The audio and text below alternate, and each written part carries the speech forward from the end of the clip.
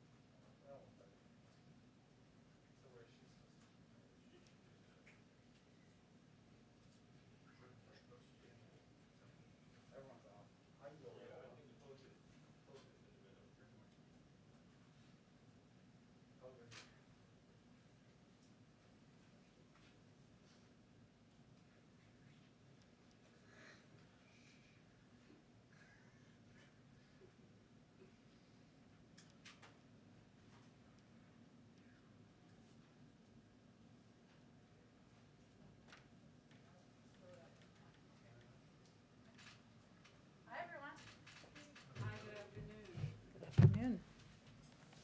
Okay.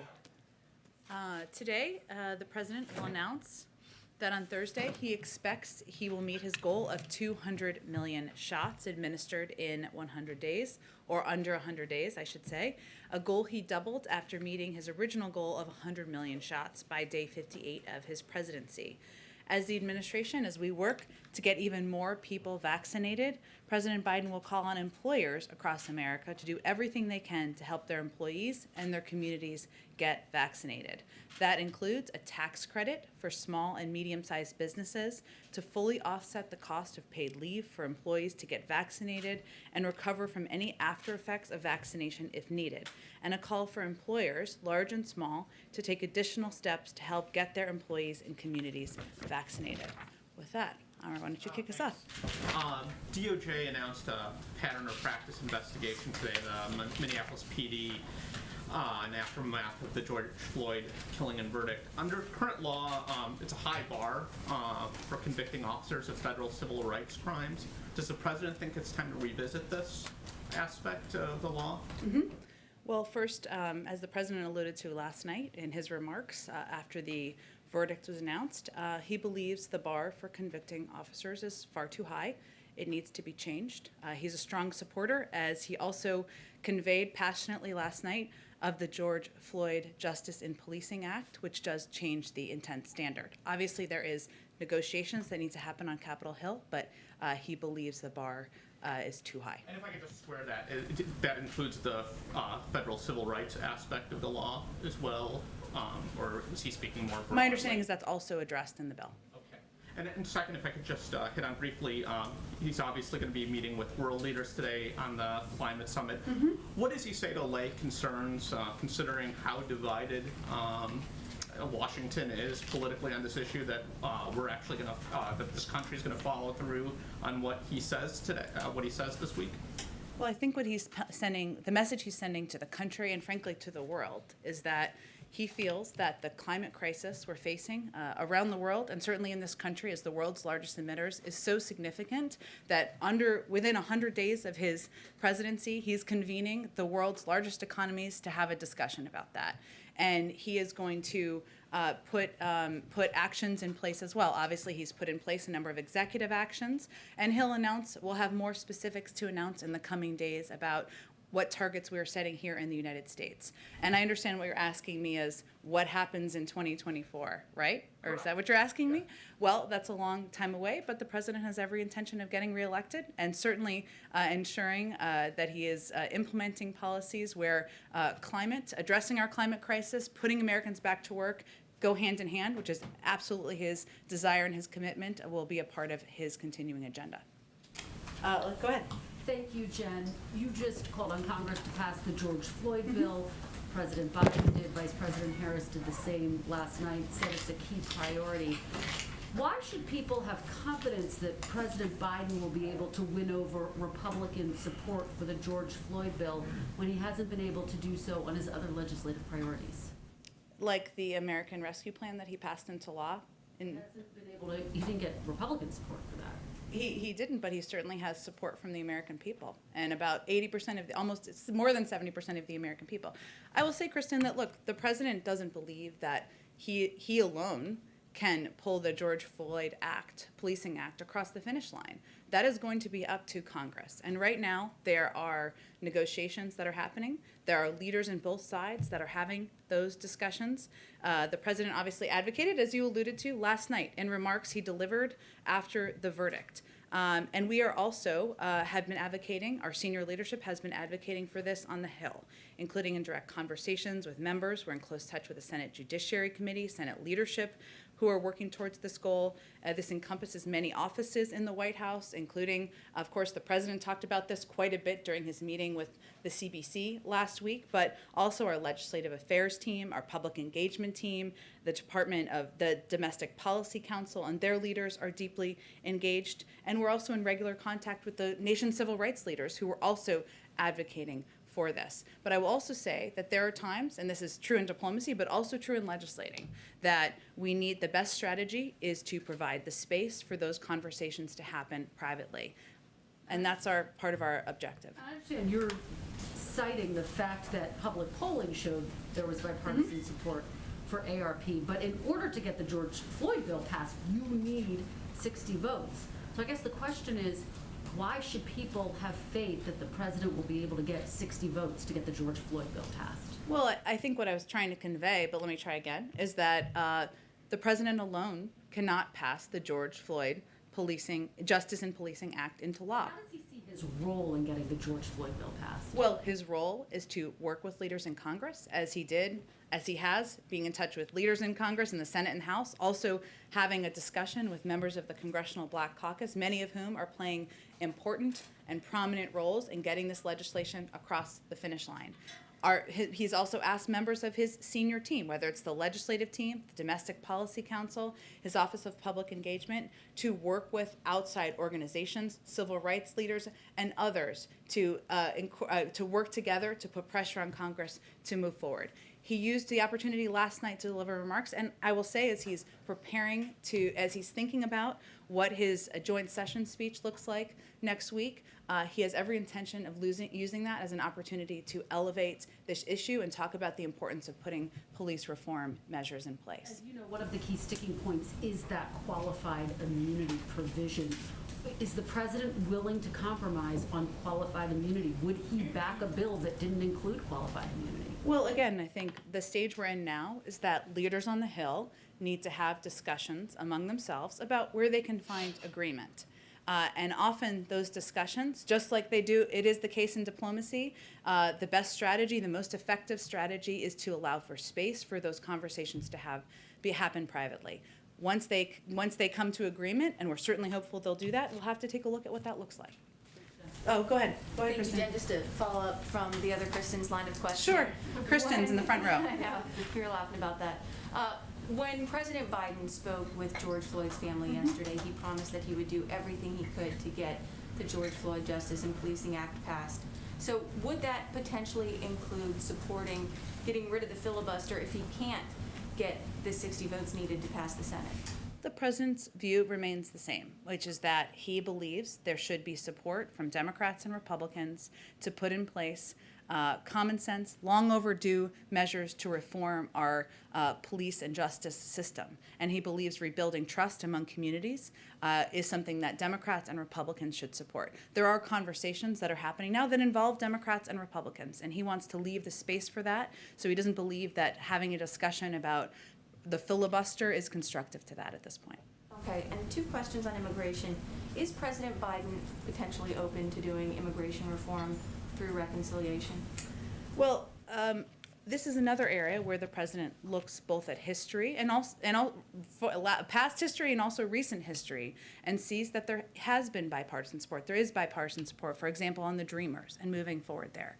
And he believes that modernizing our immigration system and putting in measures in place to address that is something that should warrant bipartisan support. So his view is that right now, this should not be, that the conversation should not be about a reconciliation process. It should be about moving forward in a bipartisan manner.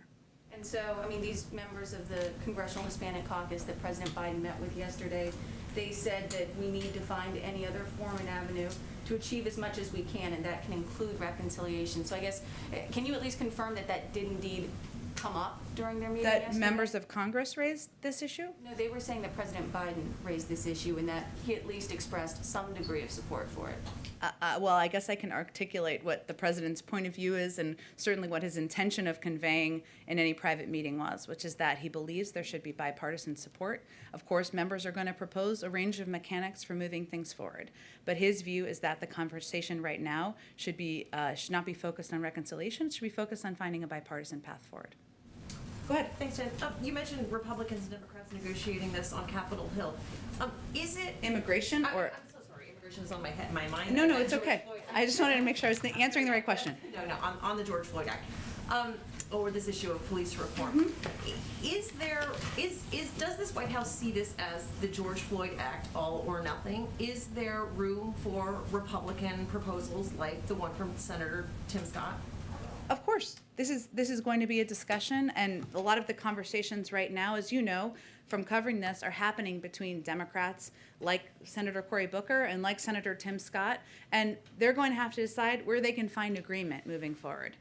Ultimately, the president believes, as he conveyed quite passionately last night, that we need to put in place police reform measures. They're long overdue, and certainly the events of the last few weeks elevate this as an issue we should be we should be addressing as a society. So we know that democracy in action means there are negotiations, there's compromise. We'll see what that looks like, but our objective here is to stay in close touch through senior members of our White House team, through the president himself, to be helpful and constructive and give feedback as needed, but also to leave space for those conversations to happen. Because you mentioned the negotiations on the Hill as a separate entity from this White House.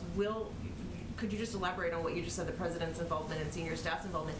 We've seen the president get involved in negotiations on infrastructure, on COVID relief. Will he get involved in something like police reform? He had a high-level conversation with members of the Congressional Black Caucus just last week.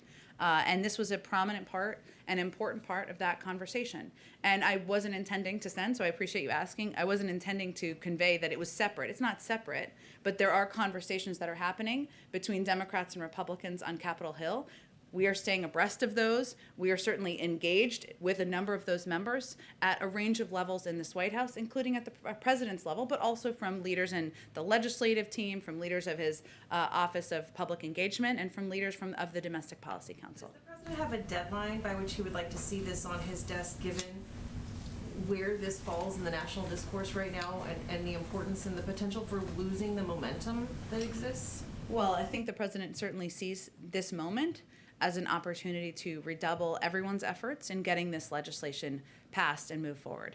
But he also recognizes, having served 36 years in the Senate, that you can't rush negotiations between Democrats and Republicans. He's eager to have something on his desk, but we're not here to set a deadline at this point in time. Go ahead. Thanks, Jen.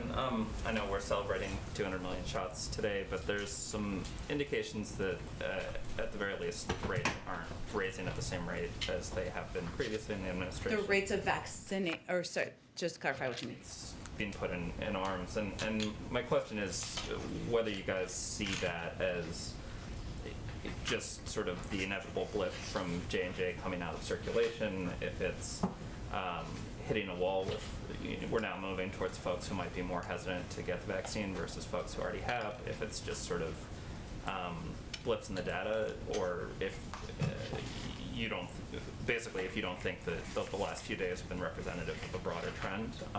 And more broadly, I know that you, or the president's planning to announce this tax break going into effect, but are there other things that you can talk about the administration doing to address hesitancy, since it now seems to be squarely pivoting away from folks who are eager to get the vaccine and towards folks who are not?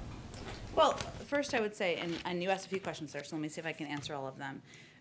What we've seen, and there was some interesting data that came out over the last couple of days, obviously a lot was happening yesterday, is that we've actually seen a decrease in hesitancy, an increase in confidence among many communities. So in some polling that was put out just yesterday, 40% of respondents said they were more likely to get the COVID-19 vaccine than they were a month ago. In terms of conservatives' confidence in vaccine, again, this is a poll, so it's not perfect, but it was interesting data. A full 71% of Trump voters said they have either received at least one dose of a vaccine or definitely or probably will, up from 59% in an earlier poll conducted just 1 month ago. So what we're trying to address, to answer another one of your questions, is what we see as the issues, the barriers to getting the majority of the American people vaccinated. And one of those barriers is access. And so what the announcement today is intended to do is address one of those barriers to access, which is people not through a political prism, but many people who have not yet been vaccinated are concerned they can't take a day off of work. They don't have additional paid leave. And so we're trying to address that barrier, reduce that barrier as one that is preventing access. I will say that the reason we're at this point, where we are getting to a point which we always knew we would reach, where we have greater supply, we will at a point get to a point where we have greater supply than we have demand, is because only in some regions of the country, I should say, as you know, not everywhere, is because we work quickly to increase supply and provide thousands of easy and convenient locations for people to get vaccinated. So, in the last few weeks, we've sent out more than 115 million doses. But what we're trying to do now is address what we see as the barrier. So I mentioned the tax cut, of course, trying to help businesses. We're providing technical assistance to states. Again, we're relying on local voices and local doctors to provide the best information, which every set of data we've seen, and even from some news organizations, show that those are the most trusted messengers. We've allocated $3 billion for states. We're ramping up targeted media efforts. We're also, along with the CDC, we're working to help states expand vaccine distribution to primary care physicians, where many people are very much trusted local doctors. So yes, we will continue to assess and look for ways to increase access and get it out to more communities. And both the Washington Post and the New York Times last night had pretty detailed reports about the refugee issue. They suggest that the president himself overruled national security experts on his team and Secretary of State Blinken. You've sort of maintained that there was never a policy change at all, but is it fair to say at this point that the president changed his mind from the 62,500 number, and then changed his mind again once he saw the sort of outrage and blowback from Democrats and refugee groups. Well, I can say that we have every intention of putting out an increased cap, and we hope to do that soon, in advance of May 15th.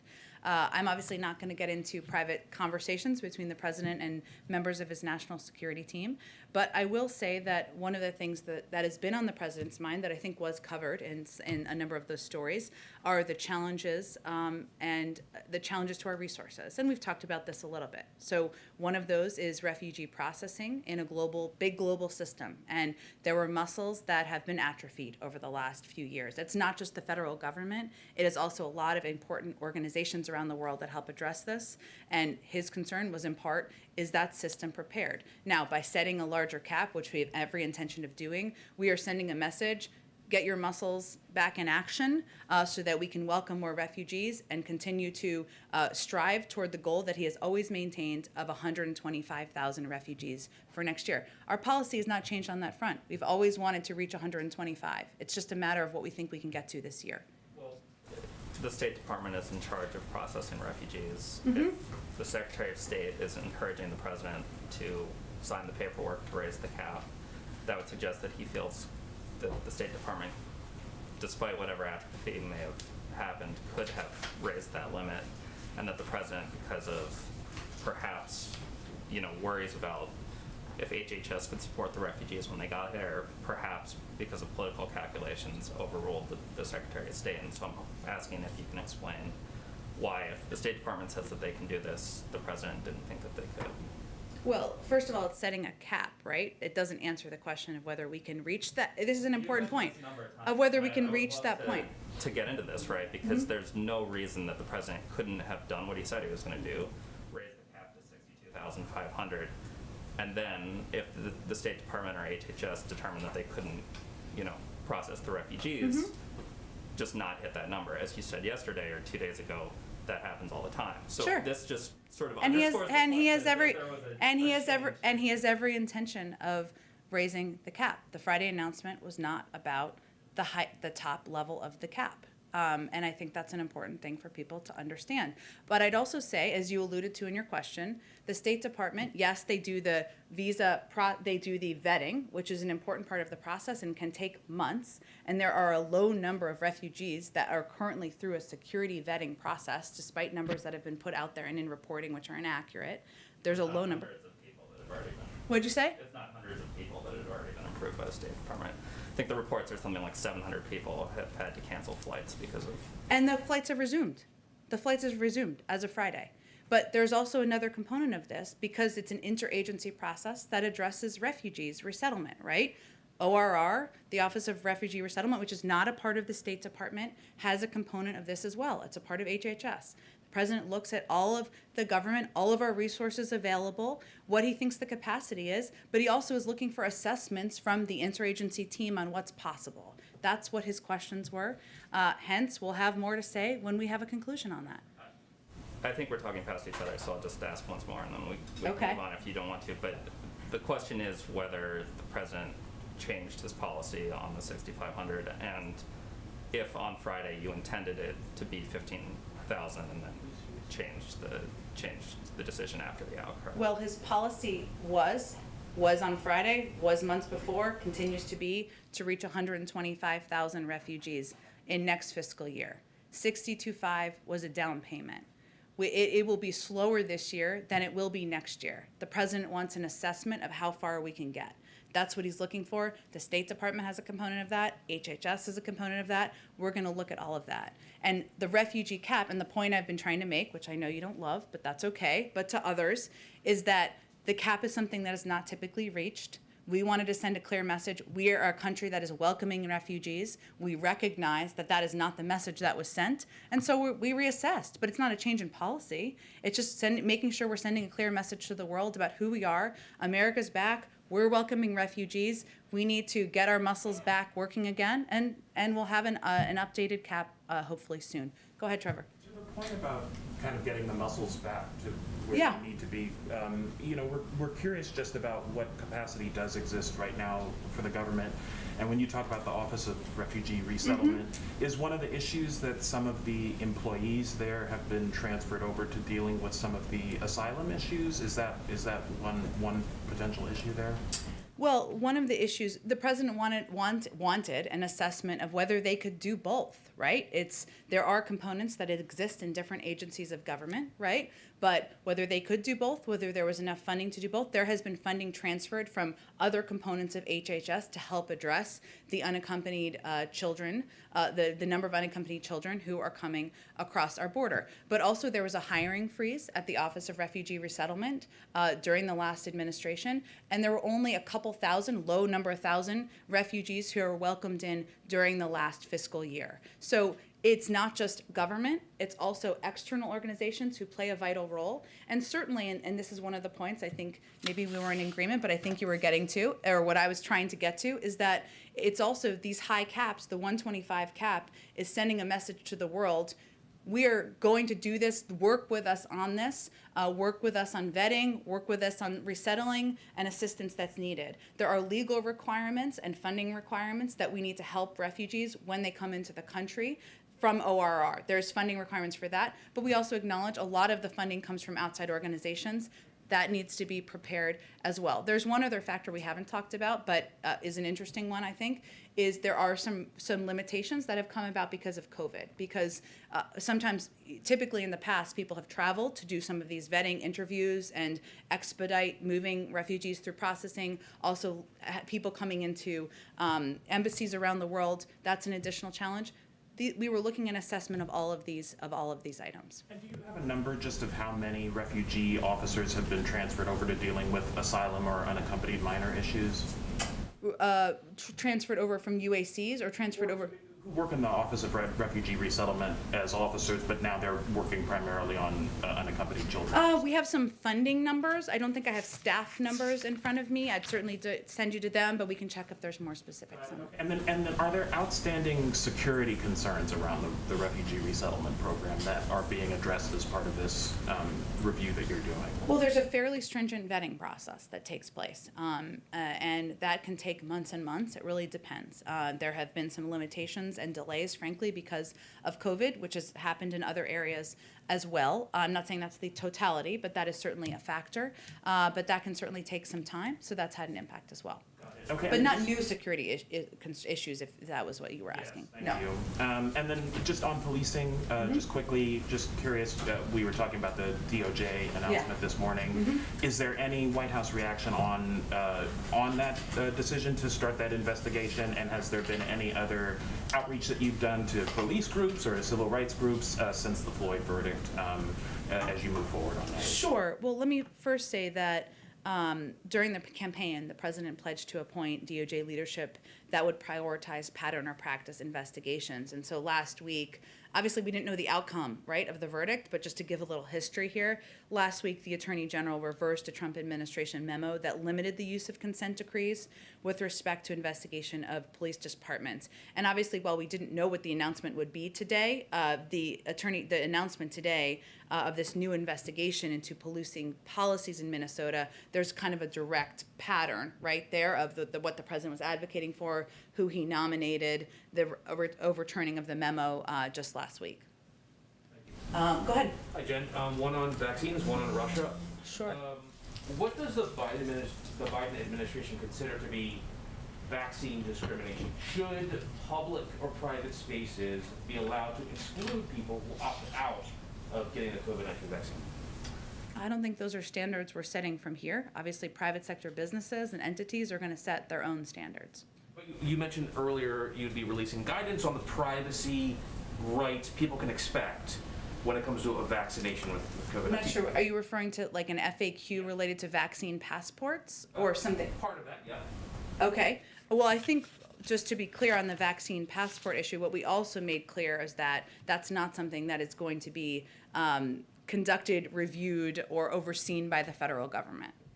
On Russia, today in his annual address, Russian President Vladimir Putin warned against foreign intervention in Ukraine, where there is a troop buildup reported in parts of Crimea, and hundreds of protesters supporting Alexei Navalny have been arrested. Is there evidence that the White House sees that U.S. sanctions against Russia are working? Well, first, our sanctions were put in place, and many of them done in coordination with our European partners and allies, because our strong view and the view of the global community is that there should be consequences for actions. We have never expected, nor have we projected, that one set of sanctions or any individual set of sanctions is going to immediately change behavior. But it is sending a clear message that behavior is unacceptable and it can't continue. I would also remind you that our consequences, as we've long said, many are seen, sanctions, and some are unseen, and we don't speak about more specifically. Go ahead. Thank you very much. Two more foreign ones. Today, Australia announced it was, the Australian federal government announced it was revoking a deal by one of the states to do a Belt and Road initiative with China. The Chinese are not happy. Has the administration talked specifically with Australia about that deal? And more generally, is the administration talking with its allies and partners around the world about the BRI and generally trying to get partners to push back against that? I think the State Department would be the most likely entity within government to give any readout of conversations with the Australians. Obviously, economic partnerships, relationships, how we can work together as a global community and in a coordinated fashion as it relates to China is part of nearly every discussion the President has with a European partner or a country in the region. Specifically the Belt and Road initiative, which obviously has been painted by some as this kind of, very clever soft power slash loan shark scheme taking over large parts of the world. What's the US? Well, what about it is your question? Well, I mean, given that Australia today pushed back against this very specifically, I was just wondering if the US is in having actual, direct talks with partners about, we've got to do something about this BRI. I can check and see if there's anything more specific. Okay, and the other one is the President of Belarus and Putin as well today, both are touting this supposed plan by the US to have tried to assassinate Lukashenko of Belarus. I can confirm there's no basis in fact there. Go ahead. Jen, I just want to bring it back to policing. Sure. On a call with George Floyd's family and the family's attorney after the verdict yesterday, the family's attorney said, quote, hopefully this is the momentum for the George Floyd Justice and Policing Act to get passed and have you sign. The president's response was, you got it, pal, that and a lot more. Not just that, but a lot more. So in your estimation, is that the president promising to the Floyd family that he will get a policing bill passed? I think he's promising to the Floyd family that he will use the power of his presidency, the bully pulpit, as he intends to do during his joint address next week, the role of senior leaders in his government to help push the George Floyd Justice and Policing Act forward. How far is he willing to push for it? I'm not sure what that means. I mean, how far is he willing to push to get something done? In what way? You just talked about giving people in Congress, lawmakers, breathing room to talk and negotiate. But how far is he willing to get Democrats in line? Is he willing to keep just pushing for this? Is it a huge priority? Can you prioritize, or give me a sense of his priorities in terms of getting this done? Well, I would point you to the fact that, one, the president gave a passionate call last night for the importance of moving forward in this moment with the George Floyd Justice and Policing Act. It is on his mind as he is working with his team and all of us to draft his joint session speech, which is one of the highest profile moments any president has in the first year of their presidency. He has worked and has had discussions with leaders and members of Congress about moving forward on the George Floyd Justice and Policing Act, including as recently as his meeting with the Congressional Black Caucus last week. And he has asked prominent leading members of his administration to remain closely involved and engaged in this effort as it moves forward. So I'd say it's absolutely a priority on his mind, and he feels this is a moment where there should be momentum for action. One on Putin, who today did have some aggressive language for Western nations that would, interfere in Russia's affairs. He said that Russia's response would be asymmetric, fast, and tough. if forced to defend its interests. I'm just wondering broadly, and the Russians have also expressed skepticism that sanctions could do anything to box them into to having a summit between Putin and the president. Can you give us any update on how Putin's words today and his posture could affect any plans for a summit between the two? Well, we have been clear that we desire a relationship with Russia that is stable and predictable, and we don't think it needs to continue to be on a negative trajectory. The sanctions were not meant to entice anyone to attend a summit. That would be a strange strategy. It was meant to put in place consequences for the actions that were completely unacceptable in our eyes and the eyes of the global community. At the same time, while we put those consequences in place, the president was sending a clear message to President Putin on his call that he believes we can have, this is an opportunity to have a discussion about areas where we think there's an opportunity to work together on, whether that is nuclear non-proliferation, as we did with the continuation, the extension of the New START treaty, or the Iran nuclear deal, and also have discussions about areas where we disagree. Obviously, it requires all parties having an agreement that we're going to have a meeting, and we issued that invitation. We're continuing to have discussions at a high level, as is evidenced by the National Security Advisor's conversation with his counterpart earlier this week. Go ahead. I'll come back to it. I just want to get to the everybody. Go ahead. Thank you, Jen. A quick follow-up question on something you were asked yesterday, and then a second somewhat related question. Okay. Regarding yesterday, respectfully, I feel like you didn't give quite a firm answer, and I wanted to try again. Okay. You were asked whether President Biden will honor his Democratic primary campaign pledge to release, quote, everyone in prison for marijuana. People are skeptical that he will. President Biden is personally responsible for sending some people to prison for life for marijuana under his 1994 crime bill, and Vice President Kamala Harris oversaw 1,900 marijuana convictions in San Francisco District Attorney. So will President Biden honor his commitments to release everyone in prison for marijuana? Well, I think what I did yesterday is reiterated what his position on marijuana was, decriminalizing, rescheduling, and certainly legalizing medical marijuana. What you're asking me is a legal question, and now we're in government, and so I had to follow up with our legal team, and I don't have any additional information quite yet. Regarding rescheduling, that wouldn't necessarily release anyone from prison. Schedule 2 has fentanyl and cocaine. You can't. That's right. It addresses things moving forward, though, which is important and important to many advocates. So should people in prison for marijuana who are asking President Biden to honor his pledge to release them, should they expect to be released, or are they going to serve life in prison for marijuana? Well, again, I think I've stated very clearly what the president's position is. What you're asking me is a legal question. I'd point you to the Department of Justice, and if there's anything more we can provide from here, I'm happy to provide it. My second question, President Biden yesterday, responding to the George Floyd case verdict, said that George Floyd's death, quote, ripped the blinders off for the whole world to see the systemic racism in the United States. But he's an architect of multiple federal laws in the 1980s and 90s that disproportionately jailed black people and contributed to what many people see as systemic racism. The activist Cornel West said that Biden was, quote, one of the core architects of mass incarceration, and that, quote, I think Biden is going to have to take responsibility and acknowledge the contribution he made to mass incarceration. To what extent does President Biden acknowledge his own role in systemic racism, and how does that inform his current policy positions? Well, I would say that one of the president's core objectives is addressing racial injustice in this country, not just through his rhetoric, but through his actions. And what anyone should look to is his advocacy for passing the George Floyd Justice and Policing Act, for nominating leaders to the Department of Justice to address long outdated policies, and to ask his leadership team here in the White House to prioritize these issues in his presidency, which is current and today and not from 30 years ago. Does he believe it's important to accept his own culpability? I think I've answered your question. Go ahead. Questions. And you kind of touched on the first one, but Vladimir Putin today criticized the West by saying that all provocateurs will regret it more than ever. He compared European countries with jackals who, quote unquote, howl to their shirkan, but did not name specific names or countries. Does the U.S. take it personally? I don't think we take anything President Putin says personally. We have tough skin. And then the second question is on February 2nd, this is to immigration. Biden signed an executive order calling for the CDC and Homeland Security to review Title 42. I was wondering if there's any update on that review. Or Title 42 is still in place because we are still in the midst of fighting a global pandemic.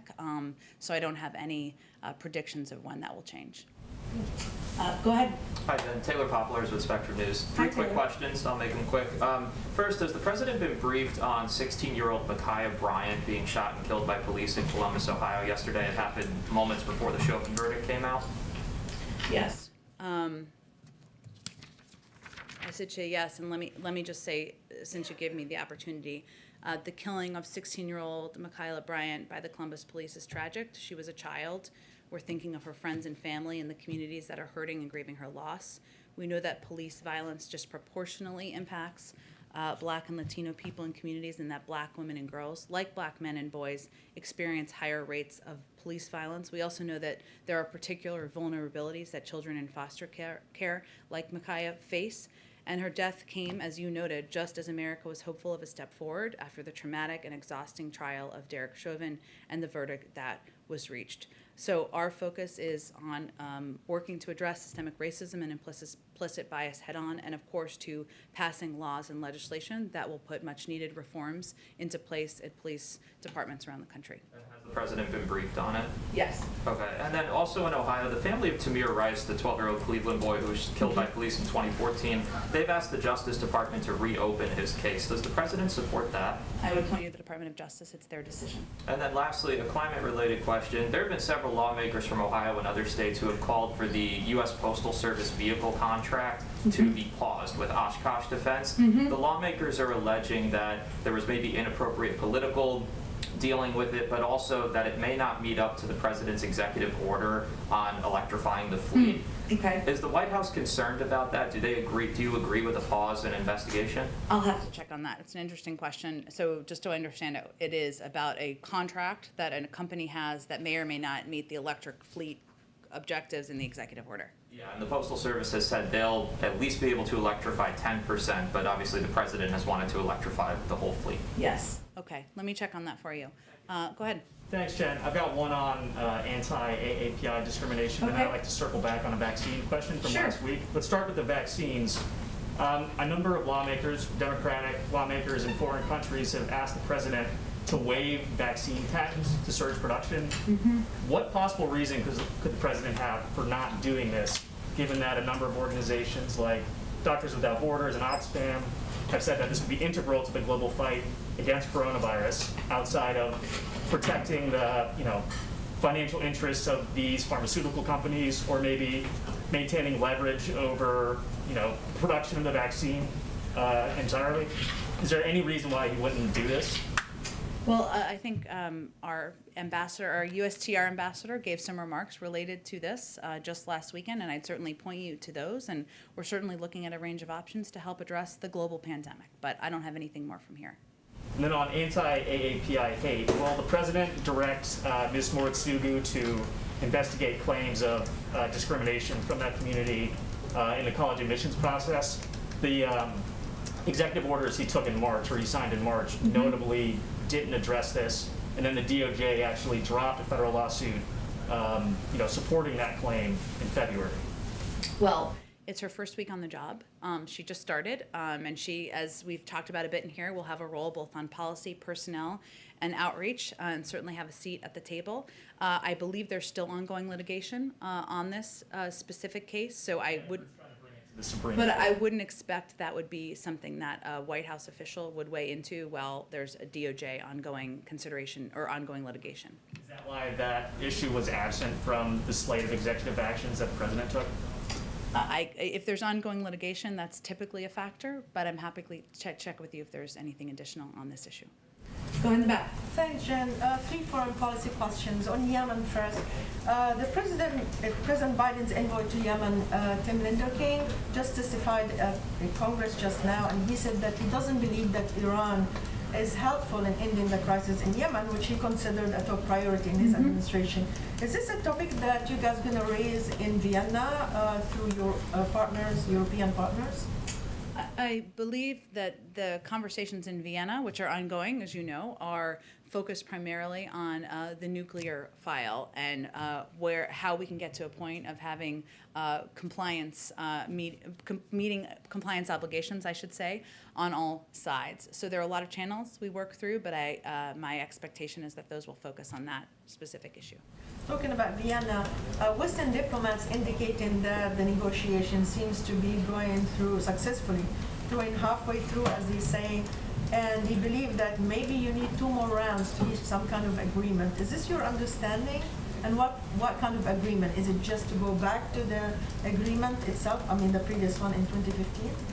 Well, I can say that for the past few weeks, the U.S. delegation led by Special Envoy Rob Malley has been exploring concrete approaches concerning the steps both Iran and the United States would need to take to return to the mutual compliance. And while the discussions have been thorough and thoughtful, if indirect, and we've shared some ideas, we still expect there to be a path forward. So I don't think we're in a position to set ambitious goals like a conclusion in 2 weeks at this point.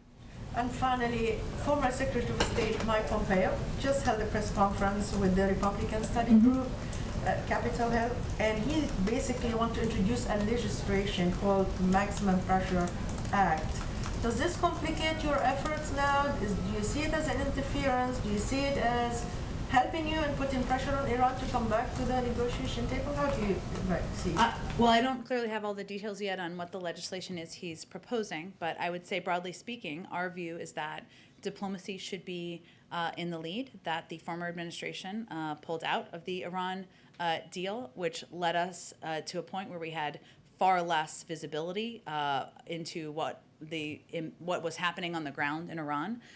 It certainly did not make us safer, and so I don't know what's in his legislation, but I think it's safe to say we have a very different approach. Lifting the sanctions, basically. He would be opposed to lifting the sanctions. I don't think we've indicated we're moving toward that, but we're having a discussion about how to meet compliance obligations on all sides, and we certainly believe that moving towards a diplomatic path forward is in the interest of the United States and the global community. Thank you. Go ahead. Saturday is the Armenian Genocide Remembrance Day. Adam Schiff and a group of about 100 bipartisan lawmakers sent a letter to the president today asking him to follow through on his commitment that he made as a candidate. Will the president be following through on his commitment, and will it be coming by Saturday with the latest remembrance? Sure. I expect we will have more to say about Remembrance Day on Saturday, but I don't have anything to get ahead of that at this point in time. Okay. Thank you, everyone.